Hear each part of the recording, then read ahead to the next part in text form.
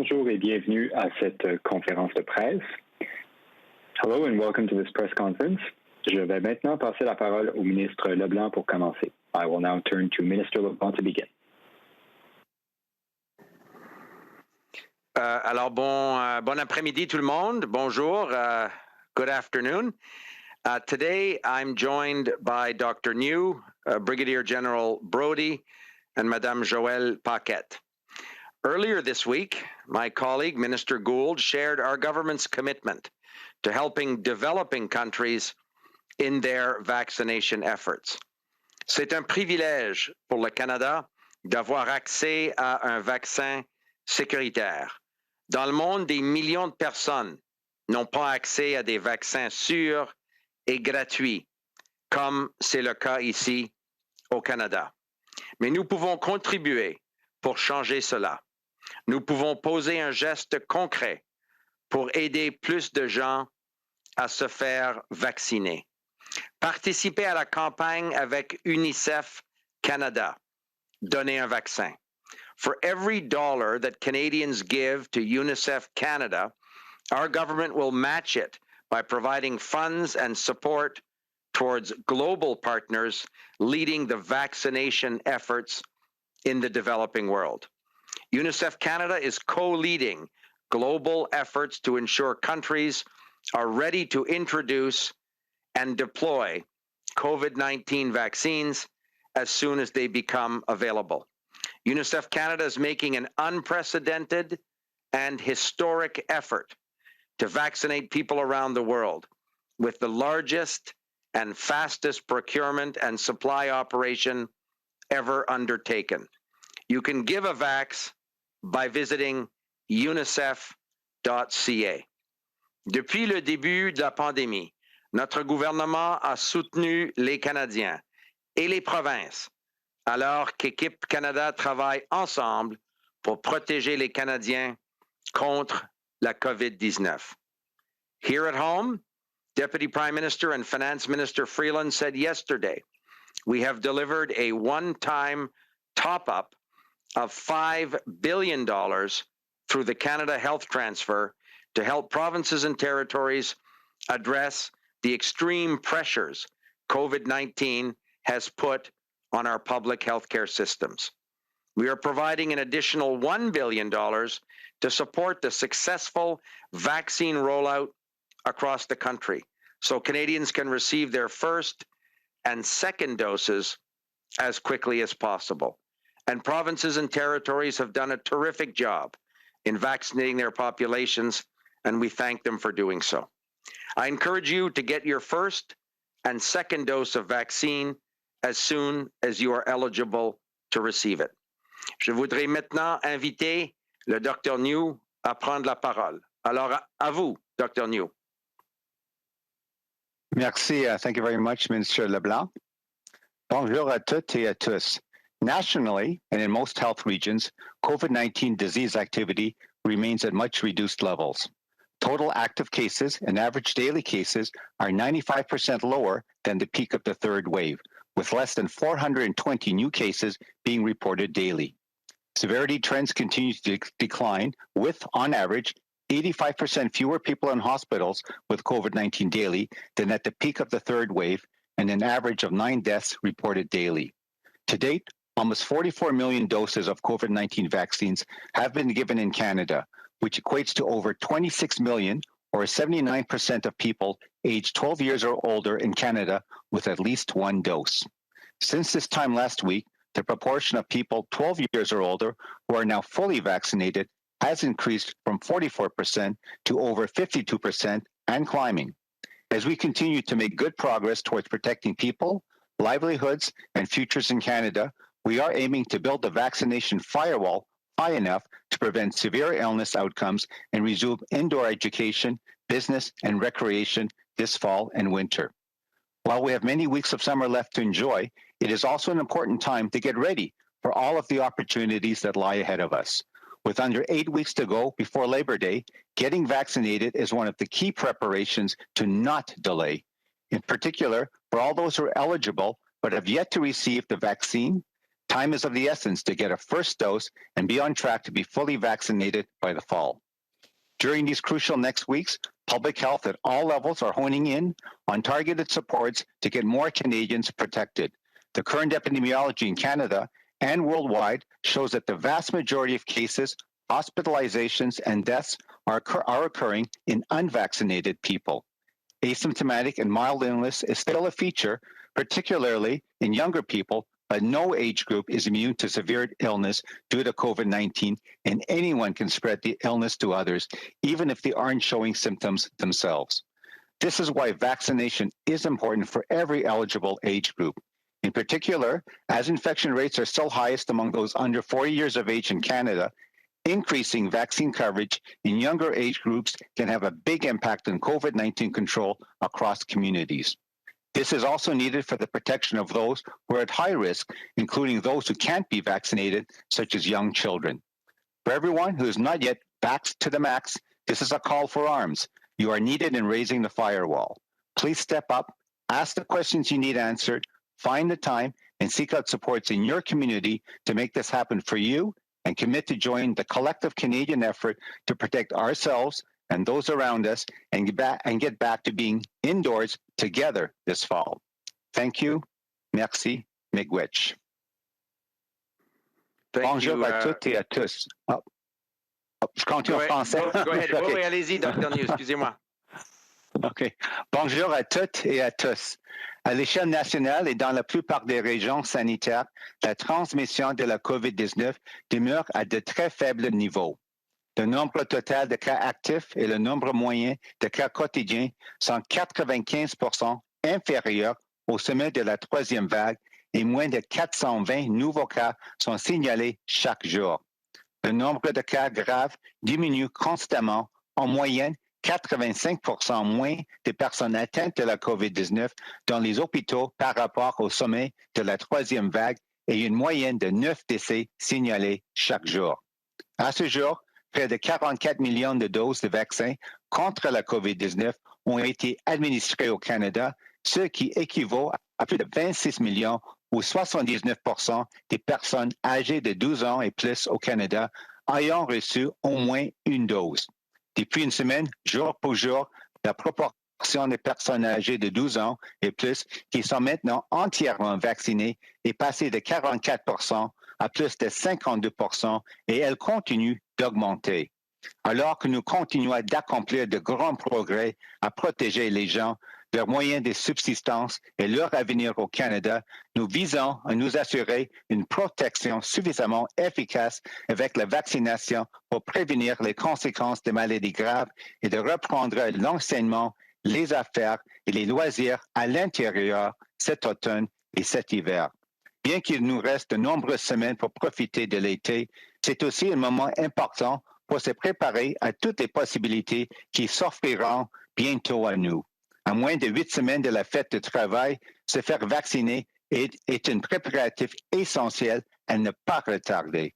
En particulier pour tous ceux qui sont admissibles, mais qui n'ont pas encore reçu le vaccin, le temps presse pour recevoir une première dose et ainsi être en mesure d'être complètement vaccinés d'ici l'automne. Au cours de ces prochaines semaines déterminantes, la santé publique à tous les échelons se concentre sur des mesures de soutien ciblées afin de protéger encore plus de Canadiens.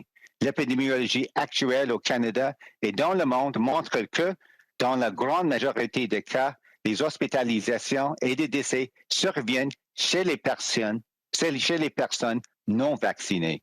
Les maladies asymptomatiques et légères sont encore fréquentes, en particulier chez les jeunes, mais aucun groupe d'âge n'est à l'abri d'une maladie grave causée par le COVID-19 et tous peuvent transmettre la maladie à d'autres, même s'ils ne présentent pas eux-mêmes des symptômes.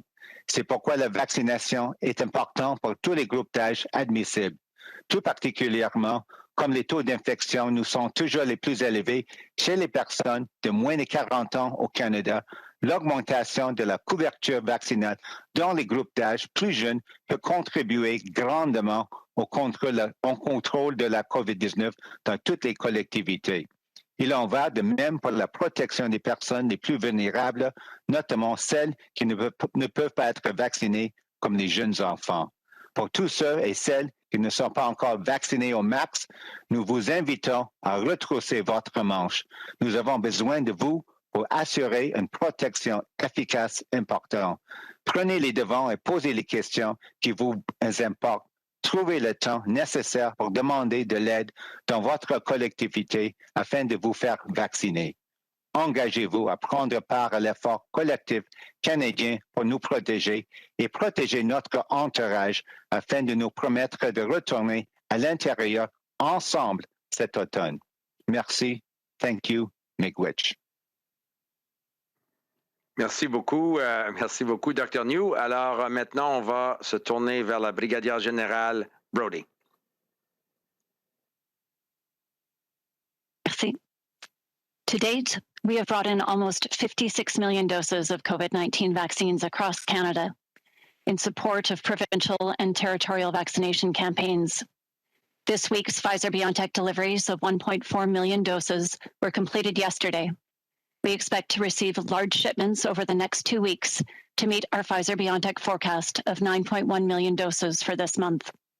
We will also be receiving 2.1 million Pfizer-BioNTech doses the first week of August. Additional delivery schedules for both Pfizer-BioNTech and Moderna are being discussed, and more information will be forthcoming in the weeks ahead. In the coming weeks, we will cross a symbolic threshold of 66 million doses, signaling that there are enough doses in Canada to vaccinate every currently eligible Canadian. As we pivot from limited supply to sufficient supply, we are implementing a more nuanced approach to ensure that the vaccines are stewarded in a manner that best supports Canada's enduring domestic needs, as well as optimizes options for supporting global vaccination efforts. As briefed in previous weeks, we will continue to offer provinces the option to hold doses from their initial rollout allocations in central inventory, along with a small, carefully curated strategic vaccine supply at the federal level to meet emerging needs. This allows provinces and territories ready access to vaccines as they need them in the months ahead. We have traveled far on this COVID-19 vaccine distribution journey since December 2020. I am tremendously proud of the work of the team and our partners to date, and we will continue to adapt our distribution and inventory management approach to best support Canada's COVID-19 vaccination program. À ce jour, nous avons apporté près de 56 millions de doses de vaccins contre la COVID-19 au Canada. En appui aux campagnes de vaccination provinciales et territoriales. Les livraisons de 1,4 million de doses de Pfizer-BioNTech prévues pour cette semaine ont été complétées hier. Au cours des 2 prochaines semaines, nous anticipons de recevoir des livraisons importantes afin d'atteindre les provisions de Pfizer-BioNTech de 9,1 millions de doses pour le mois. Nous recevrons aussi 2,1 millions de doses de Pfizer-BioNTech la première semaine d'août. Des discussions sont en cours pour déterminer les calendriers de livraison supplémentaires pour Pfizer-BioNTech et Moderna. De plus amples informations seront communiquées dans les semaines à venir. Dès les prochaines semaines, nous atteindrons le seuil symbolique de 66 millions de doses, ce qui signifie que le Canada aura reçu suffisamment de doses pour vacciner tous les Canadiens et Canadiennes actuellement admissibles. Alors que nous passons d'un approvisionnement limité à un approvisionnement suffisant, nous mettons en œuvre une approche plus nuancée pour nous assurer que les vaccins sont gérés de manière à répondre aux besoins nationaux constants du mieux que nous pouvons et maximiser les options permettant de soutenir les efforts de vaccination mondiaux.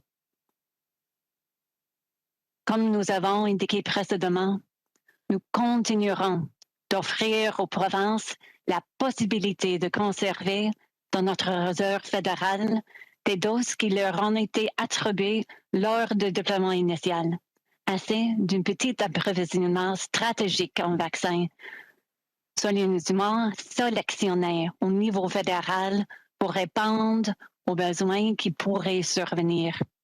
Les provinces et les territoires pourront ainsi accéder facilement à ces vaccins selon leurs besoins dans les mois à venir. Nous avons fait le chemin depuis décembre 2020.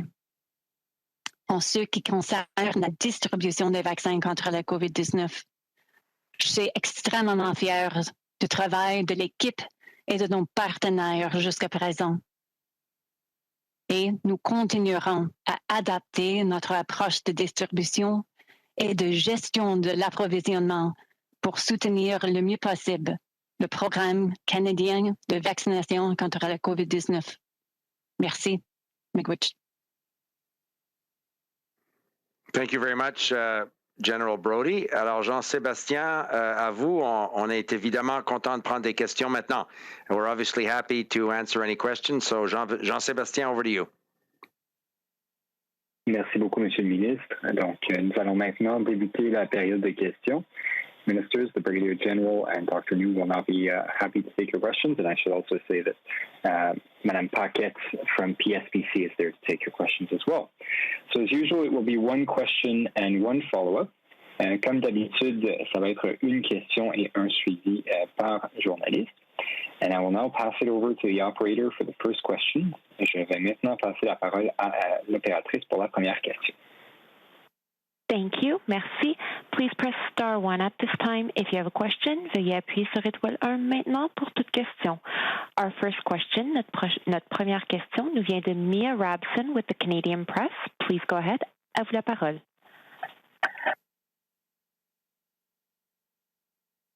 Nuanced approach to distributing vaccines. I'm just wondering if you can give a bit more information about what that means, particularly as it relates to helping global supply of vaccines and what sort of that entails, and how many doses Canada sort of is now holding back and has not distributed to the provinces. Ms. Rabson, it's Dominic LeBlanc. You were cut off. I couldn't hear the very first couple of sentences of your question. Perhaps I just want to make sure it sounded like General Brodie or Dr. Njoo could give you the precisions you're looking for. Perhaps you could just pose the question. I want to make sure we understood the first couple of sentences. Yeah, for sure. I'm just wanting a bit more detail on this nuanced approach that Brigadier General Brodie talked about in terms of distribution as it relates to helping the global supplies. So, General, go ahead, and if Dr. Njoo wants to add something.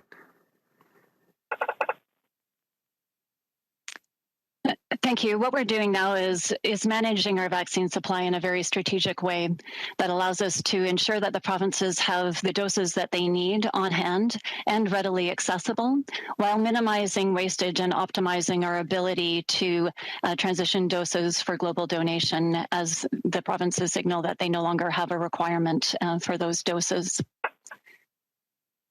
And I think you had asked a question regarding how many doses are currently sitting in central inventory. So at this point in time, we're managing about 2 million doses on behalf of the provinces. So these are doses from their initial deployment allocations that they've indicated that they would like us to manage centrally so that they can pull them down at the time and place of their choosing as their programs indicate that they're ready to accept those doses. Thank you. Thank you. And just wanted to clarify that 2 million is on top of the Federal Reserve doses you talked about. But this is probably a question for Minister LeBlanc. Are we planning to stockpile doses of vaccine in Canada, sort of awaiting kids being approved later this year, rather than donating them to countries who might be able to use them immediately? So thank you for the question. I'll offer some comments, and perhaps Dr. Njoo or others are in a position to add something. We have said from the very beginning, the most important responsibility we as a national government have is to ensure that we quickly, safely, and successfully procure the necessary vaccine doses to ensure that every eligible Canadian who wants one can have one as quickly as possible. And from the numbers that General Brodie shared or Dr. Njoo, I think you can conclude, as we have, that the vaccine deployment effort has been successful. Our provincial and territorial partners have done a very considerable job, very effective job in immunizing their populations. We have also said, and we've seen months ago, some of the challenges of a global supply chain and the global pressure on these large pharmaceutical companies in terms of procurement. So we will be very prudent in ensuring that we always have access to all the necessary vaccines to immunize Canadians. And your question, I think, is very valid. If, for example, Health Canada grants approval based on some trials that are underway now, for younger persons to be vaccinated, we would obviously want to very quickly have the vaccines necessary for provinces and territories to begin immunizing younger people. Dr. Njoo said that Labor Day is less than 8 weeks away. Kids will be going to school.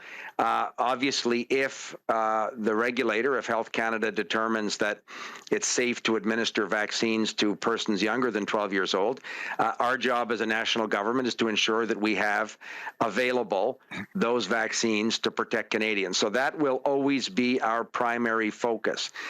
We will never do anything that will jeopardize our ability to have quickly and safely access to all the vaccines necessary to immunize any eligible Canadian. But as Minister Gould and the Prime Minister spoke about earlier this week, we also accept our responsibility to work with international partners to help distribute vaccines to developing countries. Canada has already made a very significant contribution, and we're always looking at ways to do more. I think General Brodie said it very well. The primary responsibility is to ensure that we're able to vaccinate Canadians, but we want to do so in a thoughtful way to ensure that if we're in a position to increase our donations to developing countries, to facilities like COVAX, working with UNICEF, a number of other partners, we're in a position to do so. But our focus always has been and must remain ensuring that we first and foremost have all the vaccines necessary to quickly immunize Canadians at the very moment that Health Canada says it's appropriate to do so. But perhaps Dr. Njoo wants to add something, or General Brodie? It's Dr. Njoo. Maybe the only other point I would make is that obviously, as Minister LeBlanc and others have said, is that yes, we're keeping an eye on in terms of the issue of approval of a vaccine for children 12 and under. Certainly, that's something we're monitoring. Obviously, there's clinical trials underway. There's obviously a submission that needs to be made to our regulator, Health Canada, and then obviously their due diligence in terms of looking through the data and then subsequently, hopefully, approving the vaccine. But I think we can't also forget that we're in the here and now. And right now, although we're doing very well, there's still room for improvement. If you look at the percentage of Canadians who've received one dose, it's good overall. You know, we're about 80%, but that still means there are 20% of eligible Canadians who are unvaccinated with not even a single dose. And that's something that I think all of the provinces, territories, and ourselves included at the federal level are really looking at. What are the issues? What are the barriers? Be it accessibility, be it to maybe some hesitation based on maybe some questions which maybe are unanswered for individuals at maybe a personal level.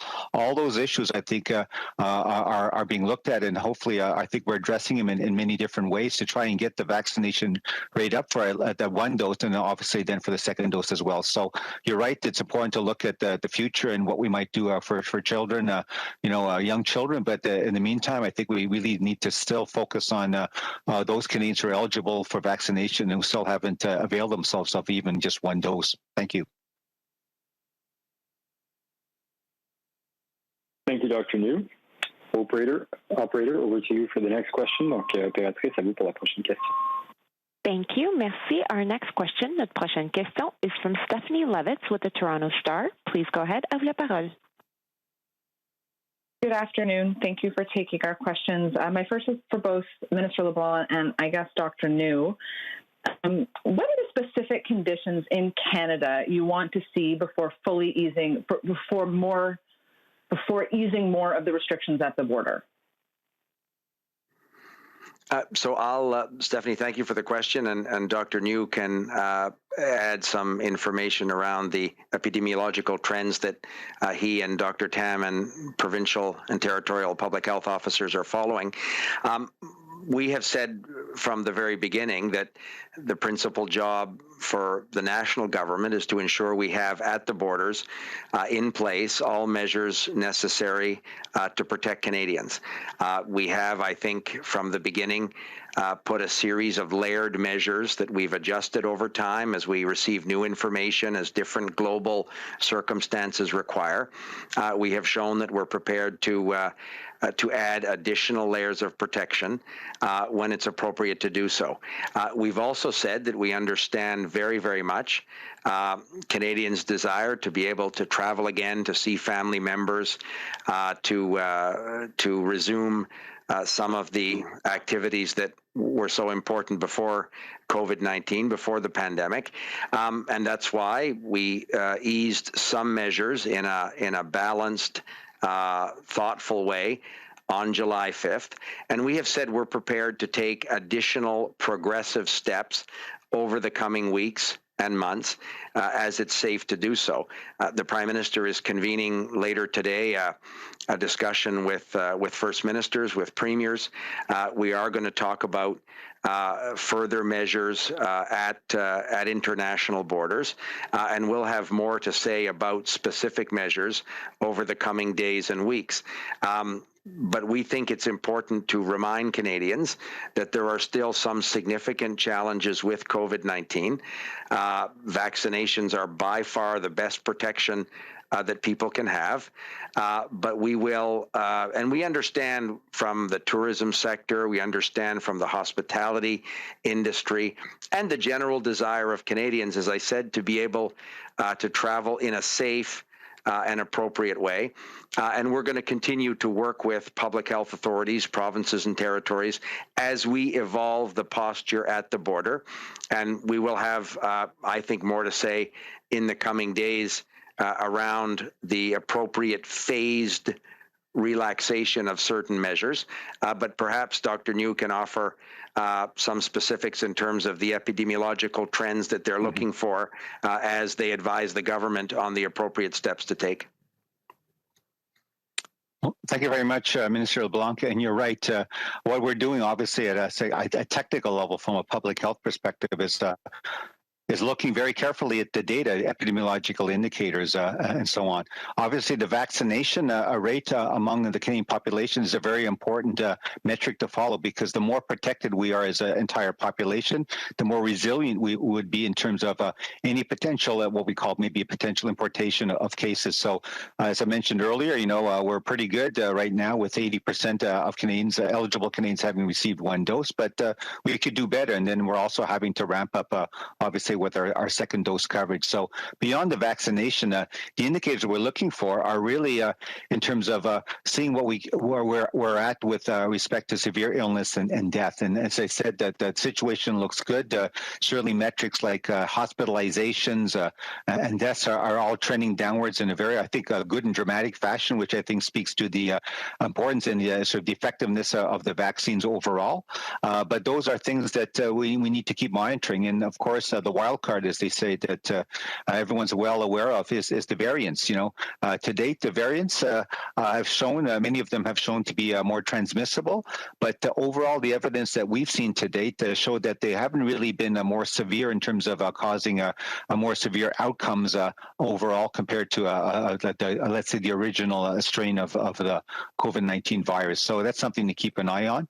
And we're also continuing to monitor in terms of vaccine effectiveness. What we're looking for is what we call vaccine escape or the potential impact of the variants to reduce sort of the overall effectiveness of the vaccine. And we haven't seen that to date either. But like I say, we continue to follow the data and the evidence. And I think the last point I would make is that it's a bit of a cautionary tale. We always look over to other countries and see what their experience is. And as you can see, even now in Europe, as they've opened up to varying degrees in different countries, there's been different experiences. And even in countries that have had good success with their vaccination programs, we're seeing a resurgence in cases, and countries are having to sort of reapply and sort of go back down into a sort of stricter, I don't want to say full lockdown, but certainly putting a stricter public health measures back into place. So I think all of that is sort of a part of the mix as we look at the data and give our best advice to the government. Thank you. Just as my follow-up, I guess, speaking a bit about the data, there seems to be a lot of science now suggesting that the 14-day quarantine is no longer required, that you can achieve the same effect if you quarantine for 7 days and just make sure you're testing people. If they're asymptomatic, they should probably be allowed to go. Do you anticipate at any point updating the guidance, whether at the border or just broadly for the nation, to remove the 14-day quarantine, especially as vaccination rates continue to increase, and especially for children? Dr. Njoo? Wow, there's lots in there. So let me first start with one point, is that in terms of the border stance and the quarantine period, I think there's two elements I think maybe might be a bit confusing for the general public. One is what we call the period of infectiousness. So for people who actually have COVID-19, actually are considered an active case, certainly from the evidence and data to date, and that's what by and large the provinces and territories are looking at, is that a person who actually has COVID-19 is considered infectious for up to about 10 days after the initial onset of symptoms, or at least that initial positive laboratory test result. And so after 10 days, that person could be considered non-infectious to others. The 14 days in the quarantine, I think, speaks to what we call the incubation period. So if someone is actually exposed to the virus, it can take up to, certainly from the evidence we've seen to date, up to 14 days for the person to actually develop symptoms, and obviously then be able to be infectious to others. You're right. There's obviously, like I say, a bit of what we call a bell curve to that, where most people will tend to, with their incubation period, declare their symptoms, become symptomatic and infectious probably earlier, probably 7-10 days. But there is obviously a certain percentage of individuals who will still go on to be infectious later in the incubation period, be it day 12, 13, and so on. So in some ways, it becomes an issue of risk tolerance and risk management. The other aspect to consider is that no vaccine, as we know, is 100% effective. So even for fully vaccinated individuals, it's still possible that for a given individual, you could still be, transmitting the virus to others. And so all that's been taken into account. We're risk managing it. We're looking at what is reasonable from a policy perspective. We've given advice to the government, and you can see that we're changing sort of the policy at the border with respect to fully vaccinated travelers, taking into account all of the science. But to your point about the quarantine period, I think certainly from a federal perspective at this point, looking at metrics such as the volumes of incoming travelers, looking at vaccination status and potential for those individuals, some of them at least to declare their symptoms, up to the full 14 days. That's all part of the mix. And I would say certainly domestically, in terms of the quarantine period, I would leave that to provincial and territorial authorities in terms of what the policies they actually have in place for managing exposed people and how they manage those within potential incubation period of up to 14 days. Thank you. Thank you, Dr. Njoo. Operator, over to you for the next question. Opératrice, à vous pour la prochaine question. Thank you. Merci. Our next question, notre prochaine question, is from Mackenzie Gray with CTV News. Please go ahead. À vous la parole. Hi, my first question is for Brigadier-General Brodie. Obviously, the government was able to bring in a substantial number of Moderna doses in the final weeks of June and the first week in July, but right now there's no delivery date for further Moderna doses, and we're seeing a number of Canadians either walking out of line when they hear it's Moderna and wanting to get Pfizer. Is there any contemplation right now to hold on getting further Moderna doses to work through the kind of glut of Moderna we have in the country right now?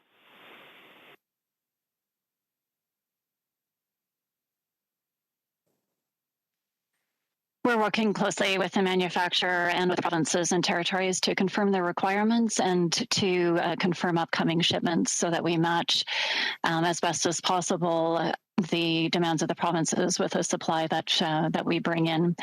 We do have signals from Moderna of upcoming shipments to complete their July shipments, and we continue to confirm our shipments for Pfizer for the upcoming weeks as well. So we have coming in next week on the Pfizer front, upwards of 3.1 million doses, 3.6 million doses at the end of July, and we continue to work closely with our partners and with the provinces to match demand with supply. Follow-up questions for Dr. Njoo on booster shots. I'd like to hear if there's a timeline that you think a booster shot would be needed. And to me, it seems clear that the procurement minister at least seems to be needing booster shots because she bought booster shots for the next 2 years. Did she ask you or Dr. Tam about if you think Canadians will need booster shots in the coming months or years? Okay, well, thank you very much for the question. I think in some ways it's always important to plan ahead, but I would think at the present time, as I've stated before, the current objective is to hopefully have a fully vaccinated Canadian population with the 2 doses. And although we've made good progress, I think we still have some work to do in terms of the fact that we only have 80% of Canadians having received 1 dose. And obviously with those receiving second dose, we're 50% and over and creeping up, but I think we could obviously do better. So putting that aside, the issue of a booster dose is something that's still, I think, a live issue that's evolving as all of us here in Canada, but also around the world, are continuing to look at the data and sort of the real life experience of what's happening. For those who have received the vaccine, it seems that the protection is long lasting. And we also know from what we call principles of vaccinology and immunology that even if you can't actually find markers such as sort of antibodies and so on in an individual who's been vaccinated, a certain period of time after the vaccination, the body is very good in terms of the immune system with what we call a certain type of immunological memory. And if they are then stimulated by a sort of exposure to the virus in the future, maybe many months down the road, the body kicks in and then actually mounts an effective immune response. So those are the types of scientific questions that are still, I think, being examined. But it is I think reasonable to think and plan for the fact that yes, down the road there's potentially a need for booster doses. What the need is in terms of frequency of doses, how to what degree maybe the vaccine needs to be modified and so on. Those are still outstanding questions. So at the present time, I think let's focus on getting a fully vaccinated Canadian population, and let's continue to follow the science in terms of a need for a booster dose down the road. Thank you, Dr. Njoo. Operator, next question. Opératrice, prochaine question. Thank you. Merci. Our next question, notre prochaine question, is from John Paul Tasker with CBC News. Please go ahead. À vous la parole.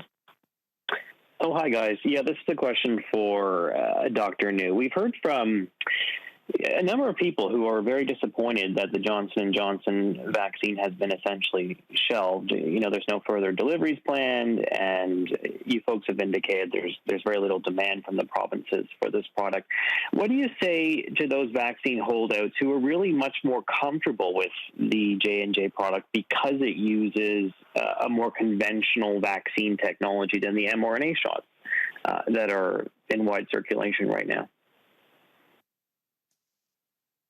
Yeah, thank you very much for the question. It's Dr. Njoo. What I would say is that certainly our National Advisory Committee Immunization has pronounced on all of the vaccines which are obviously currently authorized for use in Canada.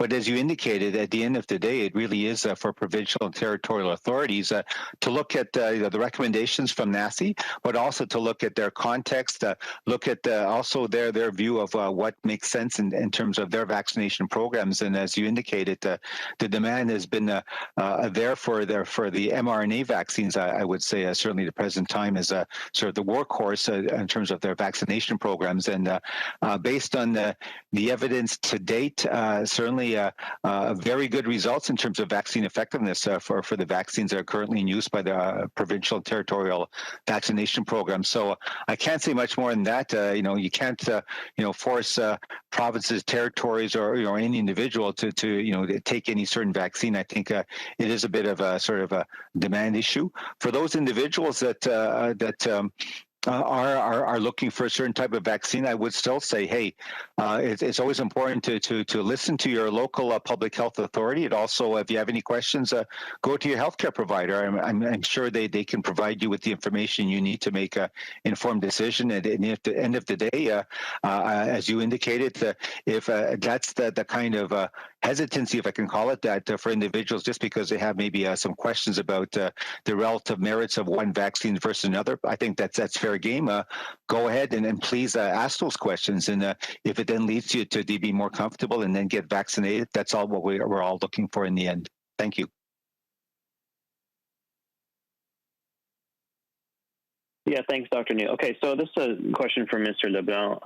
We're getting early reports of some Canadian travelers being told by other countries that they're not considered fully vaccinated because they've had doses of two different vaccine products, because they've mixed and matched. Can you tell us what the government is doing, what exactly the government is doing to make sure that this doesn't become a problem, or more of a problem, I guess, for would-be travelers down the road? Thank you for the question. I offer some comments, and perhaps Dr. Njoo could answer in terms of the science of mixing two different vaccines. We as a government obviously follow the advice of regulators, Health Canada, and the National Advisory Committee on Immunization in terms of what's safe and appropriate for Canadians.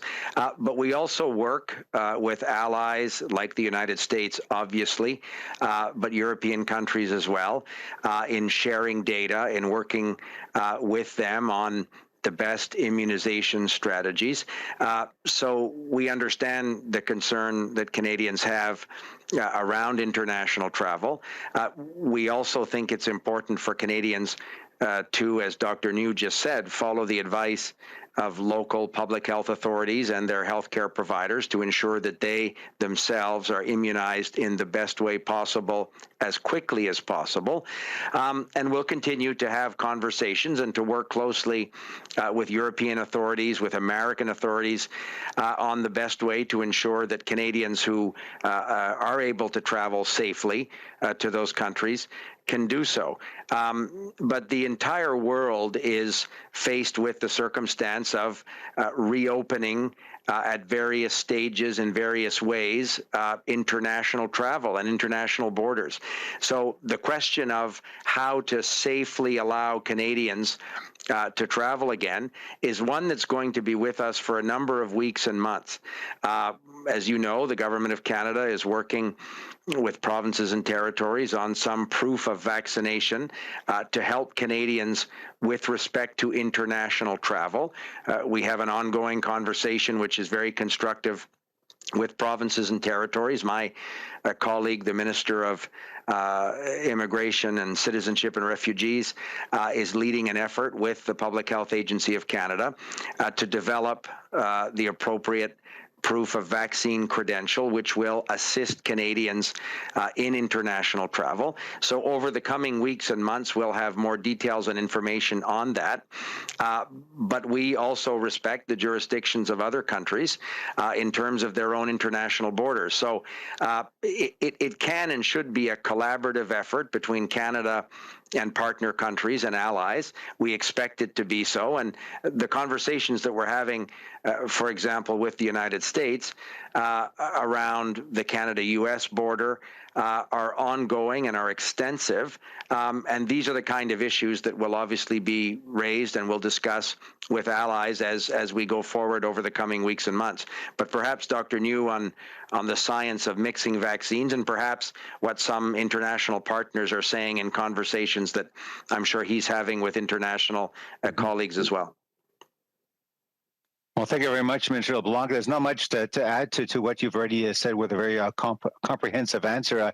I would say from a, quote, the scientific public health perspective, I think that here in Canada, we're fortunate. We actually have a sort of a suite of vaccines that we're able to offer Canadians compared to many other countries which don't really have that option. And so looking at the issue, as you say, of mixing and matching, certainly it's been based on very thoughtful analysis of the data available to date in various studies. And I think as we stated at previous press conferences, the data is very compelling. If you look at various studies looking at certain groups like healthcare workers that received initially a dose of vaccine of one type and then getting a different vaccine for their second dose, that the results actually are much better than what we call a homologous sort of a schedule of receiving the same vaccine for both the first and second doses. So I think in terms of the immune response, very good results and from those studies, and based on that, that's why NACI, I think, in terms of their deliberations, looking at the data,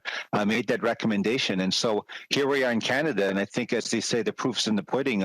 You look at the results of our vaccine rollout, and the fact is that our case counts, severe illness, hospitalization, deaths are declining dramatically, I would say. And if you look at things such as outbreaks in high-risk settings, such as nursing homes and so on, they're really, very, very few, if any. I'm not aware of any major outbreaks per se, compared to what obviously we experienced with our previous waves here in Canada. So overall, I say from a public health scientific perspective, I think we've done the right thing to date. Certainly the evidence is there in terms of what's happening in Canada.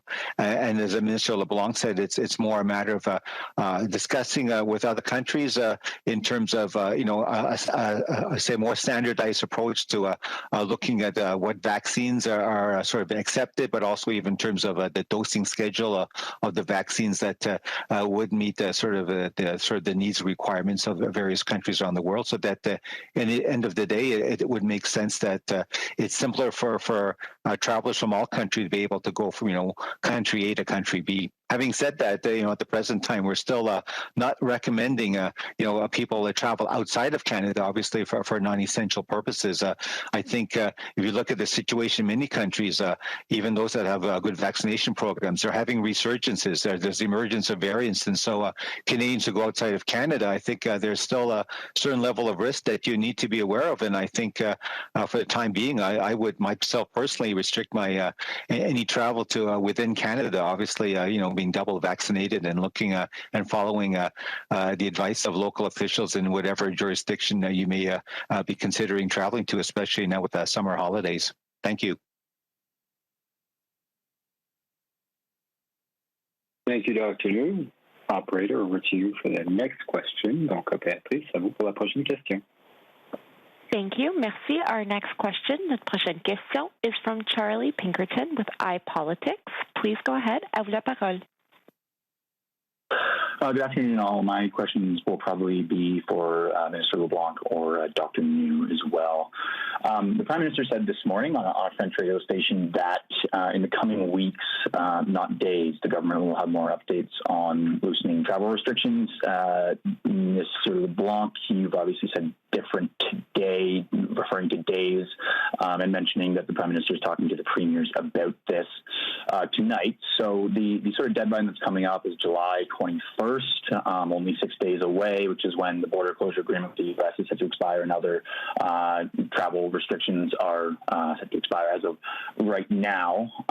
We've heard from the border security minister before that 75% of all Canadians being fully vaccinated is what he wants to see before normal travel can resume. We're obviously not quite there yet in Canada, nor will we be by July 21st. But I don't think there's an expectation that normal travel is the next step in the removal of travel restrictions. So my question is, should those who are anticipating or looking forward to traveling in a less restrictive way than is currently still look at July 21st as a date for when there might be easier travel, or should they sort of kiss that date goodbye as to when things might be drawn back a little bit? Thanks. I'll offer some comments, and Dr. Njoo can obviously add something as well. I think Dr. Njoo just said something significant in terms of the travel advisories that remain in effect for Canadians around international travel. Vaccination rates have to continue to go up as they are. We're very encouraged, obviously, by the last number of weeks, but that trend needs to continue. We, as a government, have said that we're constantly reviewing the measures at the border, receiving advice from Dr. Njoo, from Dr. Tam, from public health experts across the country, and are prepared to make the changes that are appropriate based on the medical and scientific advice that we receive. The First Minister's meetings have, for many months, included discussions and conversations with First Ministers around public health measures, including at the international borders. So it's part of an ongoing conversation that we're having with provinces and territories. We obviously solicit their views. I wrote some weeks ago to all premiers asking them to share with us their views on the appropriate phased approach at Canada's international borders. There's obviously also a circumstance, as Dr. Njoo said, in terms of potential variants, where we have to take different measures at the border. So none of these decisions are simple or one-dimensional. The Prime Minister said over the coming weeks we'll have something to say. That's right. I may have said days, but if I meant 14 or 21 days, that could be 2 or 3 weeks. These are ongoing conversations. We do recognize, however, that Canadians are anxious, and particularly in the domestic context, to be able to once again see family members and travel. We hope that they can safely do so over the nice weeks of the summer ahead of us. You mentioned the July 21st Order in Council date. We have in the past used that rollover, the renewal of the orders in council, which give legal authorities necessary for the border measures, can also set a coming into force date for some weeks hence. So we can renew the July 21st orders in council, and we can, based on certain metrics and certain advice that we receive, set dates where in the future where border measures may evolve. Those are the exact kind of discussions that the COVID Cabinet Committee is having this week, and those discussions are obviously ongoing with the benefit of the advice from Dr. Njoo and Dr. Tam, and again this evening from First Minister. So we'll have more to say when it's appropriate to do so, but perhaps Dr. Njoo wants to add something in terms of measures again at the border and how scientific and epidemiological indicators help inform those decisions. Well, thank you very much, Mr. LeBlanc. I would just add that you're right. We continue to monitor the science, the data, the experience from other countries, and there's a lot that goes into the mix. You know, even looking at the indicators, the data in terms of case rates, hospitalizations, what the impact might be of variants, and so on. We're using modeling and other types of expertise to give us sort of the best understanding of what may potentially happen, depending on what policies are put in place at the border. and then we give our best advice, obviously a cabinet confidence to our ministers, and then at the end of the day, as we all know, it's elected officials that make the final decision. So that's how I would frame in terms of our role and what we do as public health experts. Thank you.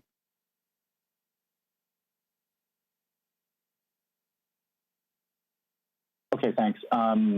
My second question, Dr. Njoo, this is probably best for you. A few weeks ago, Ocugen, I believe is the name of the company, excuse me for pronouncing it wrong if I did, through its Canadian partner, Vacigen, submitted an application for approval for its COVID vaccine, which is being used in other countries, but our federal government has not purchased itself.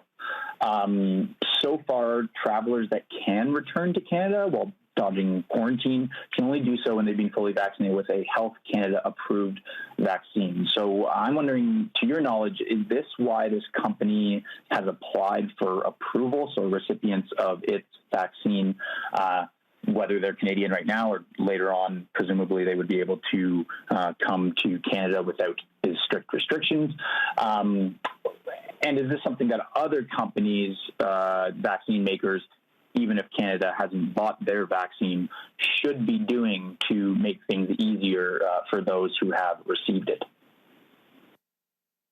Okay, well, thank you very much for the question. I think if I were to distill it down, I think it's not maybe specifically in terms of any single company, putting a submission to Health Canada as our regulator. I think the issue really is about when we talk about fully vaccinated individuals and what would be sort of acceptable from a Canadian perspective in terms of recognizing full vaccination with any type of vaccine for those travelers coming to Canada, and that's a live issue right now. And I think with the previous question, we're having discussions actively, obviously, at the international level. I think in Canada, we're looking very closely.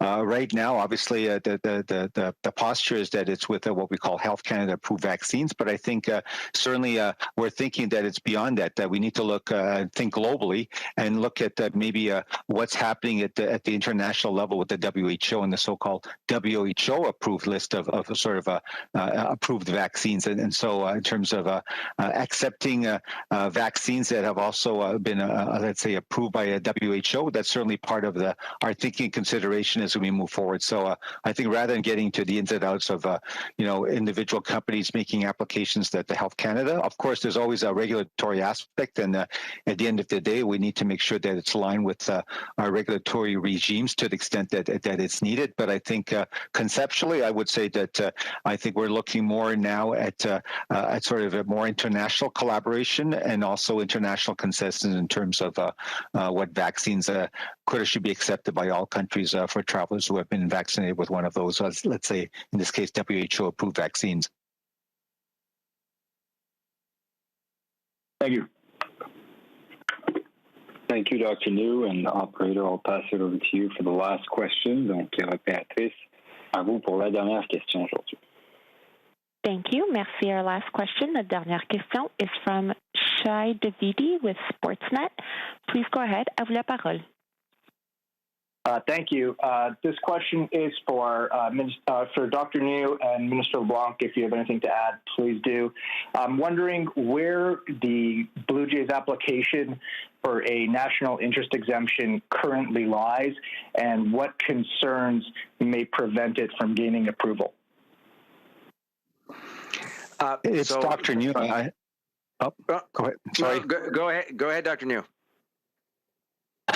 I was going to say, Minister LeBlanc, that yes, I've been part of obviously a team at the Public Health Agency, but obviously it's not just the Public Health Agency alone, but other departments as well. But we have reviewed the submission by the Blue Jays for that national interest exemption, looking at it from a sort of public health perspective, as we always do for all of these other submissions. And as you can appreciate, what we see is that the submission by the Blue Jays would look at quote resuming at a certain point sort of the regular season based in Toronto, which would then obviously involve cross-border travel for homestands and then going for road trips as well. from a pure sort of assessment of the protocols, there's been a lot of good back and forth because based on their initial submission of protocols, we obviously have had some recommendations to be sort of made to back to the Blue Jays, and they've been very open and willing to take those recommendations on. And I would say that it's all done in sort of good faith. I would also say it's not as simple as okay, what does this mean for the Blue Jay players? Because obviously it's not the players themselves alone; it's their whole entourage. You got maybe families involved. There's also looking at making sure that provincial and local authorities are also supportive and so on. So I would say it's trending in a very good direction at this point. We're looking at sort of I would say last details, but at this point I would say there aren't any showstoppers or anything that we really can't sort of continue to discuss and move forward on. So I can't give you a date in terms of when a possible decision would be made for the NIE or national interest exemption, but I would say that in terms of the discussions from a public health perspective, they've been going very well. Yeah, and perhaps I could just add, Dr. Njoo, I think gave the detail of the kind of work that the Public Health Agency does, in this case with the Blue Jays. They had done very good work with the National Hockey League in the past. We saw, for example, the Calgary Stampede, again, another example where through back and forth with the particular sports organizations and all of the appropriate testing and isolation protocols in place, these things can be done safely. And the government recognizes that Canadians, I've watched a number of the Blue Jays games on your network, and I can imagine that if you're lucky enough to be in Toronto and to be able to watch them play in person, it would certainly be of interest to many, many Canadians. And that's why the government will continue to work, as Dr. Njoo properly described, in a way that is always guided by what's necessary to protect the health and safety of Canadians. We're lucky that the Blue Jays organization, like other large sports organizations, very much want to have a collaborative, rigorous system in place that protects not only their players and personnel, but Canadians as well. But there's obviously a conversation that has to happen with provincial authorities, as Dr. Njoo said, and in the case of Toronto, municipal health authorities as well. So at any time we've issued the national interest exemptions, it's because we've had the support and the collaboration of provincial authorities and municipal authorities in some cases as well. So those conversations would be ongoing, and I too am encouraged by Dr. Njoo's answer that he just gave. And just as a follow-up, the Blue Jays, to my understanding, require a decision by tomorrow in order to host their July 30th homestand here in Toronto. Otherwise, they would be looking forward to an August 20th date. Is there a possibility for them to get an answer in time for that? And if not, you mentioned sort of no specific timeline, but you're working towards that. What are the final pieces that have to fall into place if you can offer any specifics on that? Thank you very much for the question. I can't offer specifics, but the timelines you've mentioned, yes, we're very aware, and I think everyone's making all their best possible efforts to meet those timelines. In essence, we recognize the imperative for the Blue Jays to get sort of a fair advance sort of notice so that they can obviously do their planning, logistics, for the players, their families, and so on. So I would say that we recognize what's in play, and we're making our best possible efforts to render a decision in the right time frame that would be I think a good decision and a well received decision by all.